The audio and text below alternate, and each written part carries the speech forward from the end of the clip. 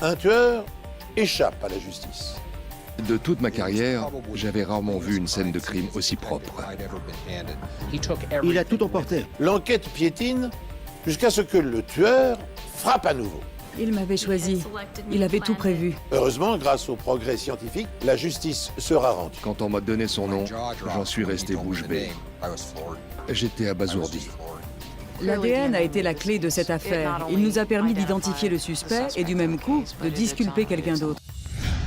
L'histoire moderne de la criminalité peut brièvement se résumer à une course de vitesse entre la sauvagerie des assassins et l'ingéniosité des enquêteurs. Et dans ce combat, à l'issue incertaine, dès le milieu du XIXe siècle, la science est devenue la meilleure alliée des policiers. Des fiches anthropométriques d'Alphonse Bertillon au logiciel capable de déjouer aujourd'hui les attaques informatiques, les technologies les plus sophistiquées ont complété avec efficacité les techniques d'investigation traditionnelles.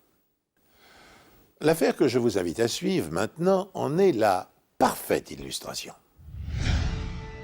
Tammy Tatum rencontre pour la première fois Jim Meadow à Longmont, dans le Colorado. Le courant passe tout de suite entre eux. Très vite, ils décident de s'installer ensemble et de fonder une famille. Elle m'a appelée dès qu'elle a découvert qu'elle était enceinte. Elle était tellement contente. Son rêve devenait enfin réalité. Son désir le plus cher était de devenir une épouse et une mère. Tammy donne naissance à une magnifique petite fille. Le couple la prénomme Sadie. Mais peu de temps après l'arrivée du bébé, la vie idyllique du couple se transforme en cauchemar. Jim Meadow avait un sérieux problème avec l'alcool. Il se saoulait et s'attirait des ennuis. Il a été arrêté plusieurs fois pour conduite en état d'ivresse. Jim est aussi impliqué dans une violente altercation dans une épicerie locale. Il avait bu et il a commencé à se battre avec l'un des clients du magasin. Il a essayé de l'étrangler. Il est poursuivi pour trouble à l'ordre public. Mais bientôt, c'est Tammy qui devient la cible de la brutalité de son mari. Des amis du couple ont raconté qu'il la battait souvent. Jim se saoulait, puis il se défoulait sur Tammy. On nous a même rapporté qu'il avait essayé de l'étrangler. Leur relation était dominée par la violence. Elle s'était confiée à moi. Elle m'en avait parlé plusieurs fois. Ma mère était aussi au courant, elle me l'a dit. Après une 4e arrestation pour conduite en état d'ivresse, Jim est condamné à passer 6 mois dans un centre de désintoxication proche de son domicile. C'est une sorte de centre résidentiel où les pensionnaires peuvent vivre et travailler normalement. Ils y rentrent le soir. Ils sont encadrés dans une structure et ils se plient aux ordres du tribunal. Jim vit là-bas, mais tous les matins, Tammy passe le chercher pour le conduire au garage où il travaille. Mais un jour, elle ne vient pas. Jim raconte ensuite à la police qu'il a marché jusqu'à leur appartement pour savoir pourquoi elle avait manqué leur rendez-vous. La porte est fermée à clé et il l'enfonce pour entrer.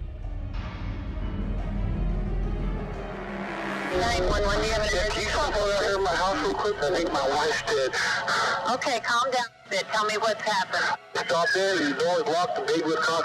She's on the bed naked. She's blue. She's cold. Nous entrons dans l'appartement numéro 2. Voici la cuisine. Le corps était sur le lit. Elle avait les bras au-dessus de la tête. Ce n'est pas une position naturelle, surtout quand quelqu'un essaie de se défendre pendant qu'on l'étrangle. Le corps avait été disposé comme ça après la mort. L'enfant du couple n'est pas blessé. Le médecin légiste établit que Tammy a été étranglée plusieurs heures avant que son corps ne soit découvert.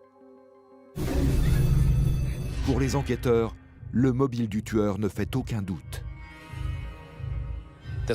C'était un crime sexuel. Elle avait des contusions au niveau de la poitrine et du vagin. Mais il n'y avait aucune preuve évidente d'agression sexuelle. La cause du décès donne une indication sur l'identité du meurtrier. L'étranglement indique qu'il y a des motifs personnels dans ce crime. On s'est dit qu'il était fort probable que le tueur connaisse la victime. Jim Meadow devient alors le principal suspect. Ses amis avaient vu Tammy avec un œil au beurre noir à peine un mois avant le meurtre. Quand j'ai appris qu'elle avait été assassinée, j'ai tout de suite pensé qu'elle avait sans doute décidé de le quitter et qu'ils s'étaient violemment disputés. Et il avait fini par la tuer. L'un des pensionnaires du centre de désintoxication, Rudy Guettan, raconte à la police qu'il est persuadé que Jim est le tueur. Il a dit qu'il lui arracherait le cœur s'il la surprenait en train de le tromper. Il a répété plusieurs fois aux autres pensionnaires qu'il serait capable de la tuer. Il a même dit qu'il pourrait l'étrangler. On a commencé à nous brosser le triste tableau d'une femme victime de violences domestiques. Jim affirme qu'il était au centre de désintoxication au moment du meurtre. L'autopsie indique qu'il a eu lieu entre 21h et 9h du matin. Selon les registres, il est arrivé au centre à 21h43. Toutefois, l'appartement du couple ne se trouve qu'à 15 minutes à pied du centre. L'alibi de Jim est donc fragilisé. Il a très bien pu commettre le crime, puis quitter l'appartement et retourner au centre de désintoxication. Mais les enquêteurs font une autre découverte dans l'appartement qui ne fait que confirmer leurs soupçons envers Jim. Au stade où nous en sommes arrivés dans le déroulement de cette enquête, chaque information recueillie par les enquêteurs constitue un élément à charge contre Jim Meadow, l'époux de Tammy Tatum et le père de son enfant. Meadow souffre d'une addiction alcoolique, ce qui entraîne chez lui des comportements violents auxquels s'ajoute une jalousie chronique. C'est lui qui a découvert le cadavre de son épouse. L'agresseur n'a pas pénétré dans l'appartement par effraction et il connaissait parfaitement sa configuration. Enfin, des lettres de Tammy retrouvées plus tard ont indiqué que la violence que Meadow exerçait sur elle l'a terrifiée. D'autant plus que ces lettres proféraient des menaces de mort. Dans la plupart des lettres, elle parle de la violence dans leur couple. Elle explique à quel point elle est terrorisée quand il la bat. La dernière fois qu'il s'en est pris à elle, elle a eu tellement peur qu'elle a voulu le quitter. Apparemment, James Meadow a frappé, puis il a entendu le bébé pleurer. Il aurait alors enfoncé la porte. Le tueur semble connaître l'appartement, ce qui renforce la thèse que Jim serait le coupable. Il a pris le temps d'utiliser une serviette trouvée près du corps pour nettoyer la victime et le reste de la chambre. Il n'y avait aucune preuve qui reliait qui que ce soit à la scène de crime. De toute ma carrière, j'avais rarement vu une scène de crime aussi propre. Et le meurtrier de Tammy a aussi pris le temps de placer son corps dans une position particulière. Le corps était disposé de façon à ce que ça ressemble à une agression sexuelle. La scène de crime était étrange. Il s'agit d'un crime sexuel et des indices montrent que la victime a effectivement eu des relations sexuelles. En revanche, le médecin légiste pense qu'elle n'a pas été violée. On a trouvé un préservatif usagé dans la poubelle. L'ADN retrouvé dessus correspond à celui de Jim. Ce dernier prétend que lui et sa femme ont eu des rapports sexuels consentis la nuit précédente. Il affirme que lorsqu'il est retourné au centre de désintoxication, elle était vivante. Les enquêteurs n'en croient pas un mot. On a pensé qu'après ça, ils avaient commencé à se disputer. Et ils l'avaient étranglée. La découverte du préservatif confirmait l'hypothèse selon laquelle Jim avait eu des rapports sexuels avec elle avant de la tuer. Le meurtrier a soigneusement nettoyé la scène de crime, mais il a oublié quelque chose. Sur le lit, parmi les cheveux de Tammy, de son mari et de leur fille, les enquêteurs trouvent le cheveu d'une quatrième personne. Le médecin légiste prélève également un fragment de peau et du sang sous les ongles de la victime. Malheureusement, en 1993, des échantillons plus importants sont nécessaires pour établir un profil ADN. Si la police scientifique utilise ceux-ci et qu'elle n'obtient aucun résultat, il sera impossible de faire de nouveaux tests quand les techniques auront évolué. C'était très frustrant. Après avoir passé tellement de temps sur cette affaire, on n'avait pas le moindre indice pour étayer l'enquête. Nous avions des raisons valables de l'arrêter, mais les preuves étaient insuffisantes pour le faire condamner. Bien que Jim Meadow soit le seul suspect dans cette affaire, le procureur décide de ne pas le poursuivre. L'enquête est au point mort. Je me suis dit qu'il s'en tirait cette fois, mais que ce ne serait pas toujours le cas. Jim Meadow a-t-il commis le crime parfait? Est-il parvenu à effacer sur la scène de crime l'ensemble des indices pouvant le compromettre? Parviendra-t-il à échapper définitivement à la justice? Car en dépit des soupçons qui pèsent sur lui, mais en l'absence de preuves médico-légales, le procureur a décidé de ne pas prononcer de mandat d'arrêt à son encontre. Dès lors, l'enquête est au point mort et la vie reprend son cours tant bien que mal dans la petite ville de Longmont. Cependant, contre toute attente, un coup de théâtre se produit. 3 ans après le meurtre, la police reçoit un appel d'urgence. Au téléphone, une femme, paniquée, réclame de l'aide. Et elle se trouve à moins d'1 kilomètre du domicile de Tammy Tatum.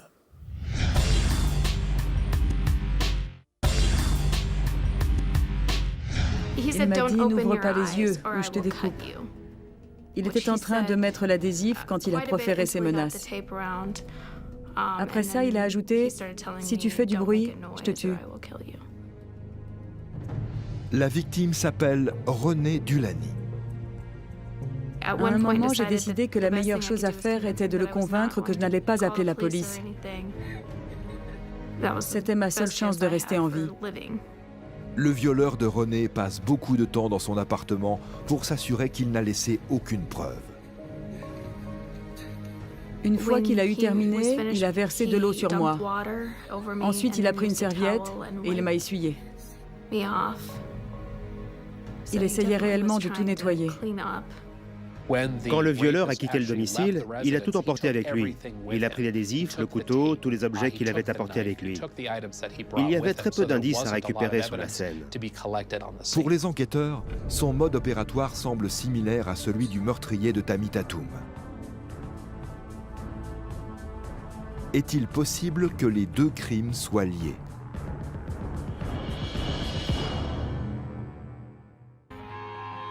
À Longmont, dans le Colorado, Renee Dulany dort lorsqu'un individu s'introduit dans son appartement peu avant l'aube. Il l'agresse sexuellement. J'essayais de me rappeler des détails sur lui pour aider la police. Mais on fait une sorte de blocage. On ne peut pas y faire grand-chose. On ne réalise pas vraiment ce qui nous arrive. L'agression a eu lieu peu après le départ de la grand-mère de Renee. Celle-ci part travailler vers 5 heures. Renee et la police sont convaincus que le violeur avait soigneusement planifié son agression. Il m'avait choisi, il avait tout prévu. Il avait vérifié à quelle heure ma grand-mère partait tous les matins. Il savait qu'elle serait absente quand il est entré. L'agression dure 2 longues heures. La victime a les yeux bandés, mais elle sait que son agresseur fait des allées et venues dans la salle de bain. Il mouille une serviette et nettoie la chambre. Il essayait d'effacer les preuves et j'avais peur qu'il réussisse. Malgré toutes ces précautions, le violeur a laissé des indices biologiques derrière lui. Apparemment, il n'était pas au courant qu'on pouvait utiliser l'ADN comme preuve. En revanche, il savait que la police pouvait relever des empreintes sur un corps. Cela explique pourquoi il a nettoyé Renee Dulany. Un profil ADN est dressé grâce aux échantillons prélevés lors du viol de Renee. Malheureusement, aucune correspondance n'est trouvée avec ceux qui se trouvent dans la base de données des criminels de l'État du Colorado. Les anciens petits amis de Renee, ses collègues et ses étudiants acceptent de donner un échantillon d'ADN. Aucun ne correspond. L'enquête piétine, pas d'arrestation, pas de suspect. On vit dans la terreur. Quelqu'un vous a dit qu'il allait vous tuer et il a montré qu'il en était capable. 10 ans plus tard, coup de théâtre. Les policiers du Colorado entrent tous les échantillons prélevés sur les criminels lors d'anciennes enquêtes dans la base de données de l'État. L'enquête est alors relancée. L'ADN prélevé dans l'affaire Renee Dulany correspond à quelqu'un qui est fiché. C'était énorme. On a trouvé une nouvelle piste presque 10 ans après l'agression sexuelle. Ça n'était jamais arrivé. Le procureur m'a appelé. Il m'a demandé si j'étais assise. Ensuite, il a commencé à m'expliquer qu'ils avaient arrêté mon violeur. Il m'a dit que si je vérifiais ma boîte mail, je verrais sa photo. L'ADN prélevé sur le kit de viol de René est celui de Rudy Guettan. Il s'agit d'un mécanicien de 48 ans. L'homme marié et père de 2 enfants vit en réalité dans le même lotissement qu'elle. C'était un choc. J'étais bouleversée de découvrir qu'il s'agissait de quelqu'un qui avait vécu juste à côté. De plus, la nuit du viol, la jeune femme avait identifié Guettan comme suspect potentiel. I don't want to say this because I'm afraid I'll be wrong, but it sounds kind of like one of the people in the next building. Oh, it did. Yeah, but also awful if it's not. Because he's really nice to me. René a toujours été mal à l'aise en présence de Guettan. C'était le voisin bizarre qui vous parle tout le temps. À l'époque, la police n'avait aucune raison de fouiller l'appartement de Guettan, ni d'obtenir un mandat pour demander un échantillon ADN. Mais 2 semaines après le viol, Guettan est impliqué dans un grave accident de voiture. Et les conséquences ne se limitent pas à de simples fractures. C'est un retour de bâton presque instantané. Rudy Guettan devient accro aux antalgiques et c'est ce qui le conduit en prison. Il est incarcéré au pénitencier du Colorado parce qu'il a falsifié des ordonnances. Une étude réalisée en 2006 par la faculté de médecine de Boston a révélé qu'aux États-Unis, 40% des 10 millions de personnes consommant régulièrement de puissants analgésiques opiacés pour traiter la douleur en seraient devenus dépendants. Pour assouvir leur addiction, nombre d'entre eux consultent plusieurs médecins pour se faire délivrer les mêmes prescriptions ou falsifier les ordonnances. Une loi fédérale sanctionne cette pratique connue sous le nom de doctor shopping. Elle prévoit d'infliger aux contrevenants de lourdes amendes, des peines de prison. Coupable d'avoir commis ce délit, Rudy Guettan, le garagiste devenu le principal suspect dans l'agression sexuelle de René Dulany, avait été condamné à purger une peine de 3 ans de prison. À sa sortie du pénitencier, Guettan avait dû fournir un échantillon de son ADN. Et cette procédure de routine, apparemment sans lien avec notre affaire, va néanmoins faire basculer l'enquête. S'il n'avait pas été impliqué dans cet accident de la route, on n'aurait sûrement jamais eu son ADN. La police commence à s'intéresser à son passé. Et elle fait une découverte incroyable. Je savais qui était Rudy. Je suis resté bouche bée. J'étais abasourdi. Les enquêteurs se souviennent que Rudy Guettan est l'homme qui a donné des indices incriminants sur Jim Meadow lors de l'enquête sur le meurtre de Tammy Tatum. C'était l'un des témoins qui avait affirmé qu'il avait vu Tammy avec des bleus et un œil au beurre noir. Il avait également parlé du comportement violent de Jim envers sa femme. Guettan connaît Jim, puisqu'ils vivaient tous les deux dans le même centre de désintoxication. Guettan est-il impliqué dans le meurtre de Tammy?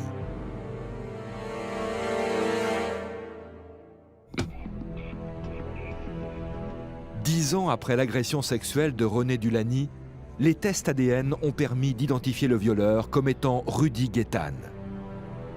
Celui-ci est également lié à l'affaire du meurtre de Tammy Tatum. Il était ami avec la victime et son mari Jim. C'est Jim lui-même qui avait présenté Rudy à Tammy. Tammy déclare à ses amis qu'elle n'aime pas Rudy. Elle s'est plainte auprès de ses amis. Elle a avoué qu'elle le trouvait bizarre. Elle se sentait mal à l'aise avec lui. Le meurtre de Tammy et le viol de René comportent de nombreuses similitudes. Il y avait un lien saisissant entre les 2 affaires. L'agression sexuelle a eu lieu tôt le matin et il n'y avait aucun signe d'effraction. Une serviette a été utilisée pour nettoyer les corps des 2 victimes. Les enquêteurs n'ont pas trouvé de liquide séminal lors du meurtre de Tammy.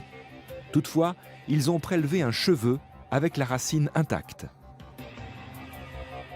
Quand on retrouve un bulbe sur un cheveu, en général, ça signifie que celui-ci a été arraché.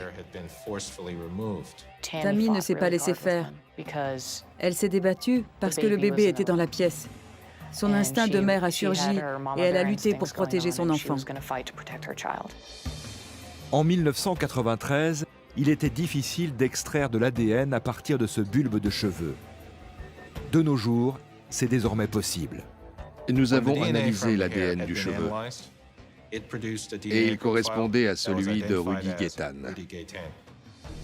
L'ADN de Gaytan est également présent sur d'autres objets dans l'appartement de Tammy, notamment sur la serviette qui a servi à nettoyer le corps. L'ADN a été la clé de cette affaire. Il nous a permis d'identifier le suspect et du même coup, de disculper quelqu'un d'autre. Après toutes ces années, nous étions finalement en mesure de disculper Jim Meadow. Les policiers montrent à Gaytan les preuves biologiques dans l'affaire du meurtre de Tammy. Le meurtrier passe aux aveux. Mais les enquêteurs ont du mal à croire certains éléments de sa version des faits. Il affirme que la victime et lui avaient une liaison et que les choses ont mal tourné. En revanche, il est très clair en ce qui concerne le meurtre. Je n'étais pas ivre-mort, mais j'avais bu. Vous dites avoir agi sous le coup de la colère. Je suppose que vous ne vous rappelez pas bien les détails. Mais quand vous avez commencé à l'étrangler, vous l'avez coincée sur le lit. Donc vous étiez sur elle. Oui, juste avec mes mains. Et combien de temps s'est écoulé entre le moment où elle s'est débattue et celui où elle a arrêté de bouger? Est-ce que vous avez une idée? Pas vraiment. 30 secondes, 1 minute. Tout s'est passé si vite. Les enquêteurs ont une idée du déroulement des faits la nuit du meurtre. Rudy attend que Jim s'en aille, puis il frappe à la porte. Croyant certainement qu'il s'agit de son mari, Tammy lui ouvre. Gaytan en profite pour s'introduire dans l'appartement. Tammy et lui commencent à se battre, et pendant la lutte, elle lui arrache un cheveu. Il parvient à la maîtriser avant de l'étrangler. Rudy sait que Jim est au centre et qu'il ne reviendra pas. Il a donc tout le temps nécessaire pour nettoyer la scène de crime ainsi que le corps de sa victime.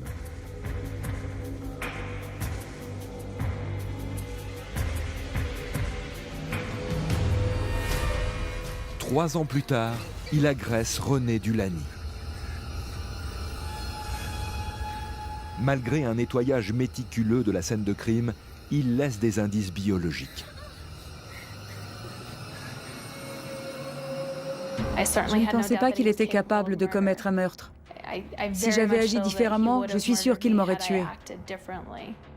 Il a surveillé ces deux femmes et il les a poursuivies comme si elles étaient des objets. Les objets de son désir. L'ADN prélevé lors du viol de René et l'unique cheveu retrouvé sur le lit de Tammy le relie aux deux crimes. Rudy Gaytan est condamné pour meurtre au second degré dans l'affaire Tammy Tatum et pour agression sexuelle dans l'affaire René Dulany. Il a choisi de la tuer et moi j'ai eu la chance de vivre. Je me sens comme investie d'une mission. Je dois profiter de la vie parce qu'il lui a pris la sienne. Au total, Gaytan est condamné à 72 ans de prison pour les deux crimes. Il ne pourra pas prétendre à la liberté conditionnelle avant l'âge de 103 ans. Les analyses médico-légales et les progrès faits dans ce domaine ont été essentiels pour résoudre cette affaire. Sans la preuve ADN laissée dans l'affaire Tammy Tatum, l'enquête n'aurait jamais été résolue. J'ai toujours su que la technologie permettrait un jour d'analyser les échantillons que la police détenait. Je n'ai jamais perdu espoir. Ce crime devait être résolu. Je savais que ça arriverait. Entre 1993, date du meurtre de Tammy Tatum, et 2006, date de la résolution de l'affaire et de la condamnation de Rudy Gaytan, des progrès considérables ont été réalisés par les biologistes et les experts de la police scientifique dans le domaine du prélèvement de traces d'ADN sur une scène de crime et de leur comparaison avec les profils génétiques des principaux suspects. Pionnier en la matière, Alec Jeffrey, un scientifique britannique de haut niveau, était parvenu au milieu des années 80 à résoudre plusieurs affaires criminelles compliquées grâce à l'identification génétique. Mais, pour être exploitables, les échantillons recueillis devaient être abondants et non dégradés, ce qui limitait leur utilisation. Quelques années plus tard, des chercheurs californiens révolutionnèrent la méthode en mettant au point la technique PCR pour Polymerase Chain Reaction. Il s'agit d'un système d'amplification et de duplication automatique de séquences courtes d'ADN. Dès lors, bulbes de cheveux, minuscules fragments de peau retrouvés sous un ongle ou gouttes de sang séchées permettent d'obtenir un profil génétique complet avec un risque d'erreur inférieur à 1 sur 1 milliard. En effet, la technique PCR offre la possibilité d'obtenir en 2 heures 250 millions de copies de fragments ADN. Utilisée aujourd'hui par toutes les polices scientifiques des pays développés, cette méthode a permis de confondre les auteurs d'un nombre incalculable de crimes qui autrefois seraient restés impunis. Et c'est ainsi que Rudy Gaitan a pu être inculpé pour l'homicide de Tammy Tatum et le viol de René Dolany. Il purge une peine de 72 ans d'emprisonnement. Ainsi se termine cette émission, merci de l'avoir suivie, et rendez-vous sur cette antenne pour un nouvel épisode de vos Enquêtes impossibles.